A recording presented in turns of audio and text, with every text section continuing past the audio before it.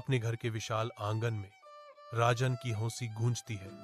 दोस्तों से घिरा हुआ है क्योंकि वे शानदार कारों और गैजेट्स पर चर्चा करते हैं। राजन अहंकार से चमकते हुए अपने साथियों पर तिरस्कारपूर्ण निगाह डालते हैं, जो उनके बढ़े हुए अहंकार का स्पष्ट प्रदर्शन है।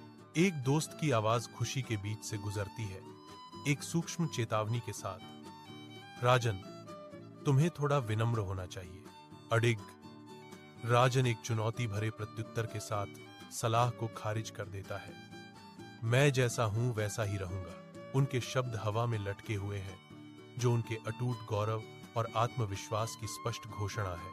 कैमरा राजन के चेहरे पर टिका हुआ है, जो उसकी विशेषताओं में अंकित दृढ़ अहंकार को दर्शाता है। राजन अपने धुंधले कमरे में अकेला बैठा है।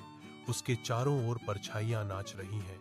हवा में एक स्पष्ट उदासी भर रही है। उसके दोस्त चले गए हैं और सन्नाटा उसकी अकेलेपन को बढ़ाता है। वह हाल की घटनाओं को दोहराते हुए विचार में खोया हुआ खाली नजर से आगे देखता है। वह सब कुछ गलत कहां हुआ, यह जानने के लिए एक हताश प्रयास करता है। राजन अपने सिर को पकड़ता है। उसका चेहरा गहरे अफसोस और निराशा से भरा हुआ है। मैंने क्या किया है? मैंने अपने दोस्तों को खो दिया है, वह फुसफुसाता है। शब्द शांत कमरे में भारी पड़ते हैं। राजन पार्क में प्रवेश करता है। उसकी निगाह परिचित दृश्यों पर घूमती है।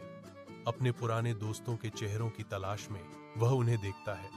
उसका गंभीर भाव गहरा होता जाता है, क्योंकि वह आने वाली कठिन बातचीत के लिए खुद को तैयार करता है। अपने दोस्तों के पास जाते हुए राजन की ईमानदारी स्पष्ट है, क्योंकि वह अपने अतीत के कार्यों का सामना करने की तैयारी कर रहा है। गहरे अफसोस के साथ राजन कहते हैं, उनकी आवाज पछतावे से भरी हुई है, मुझे माफ करना, मैं अभिमानी था, मैंने गलती की।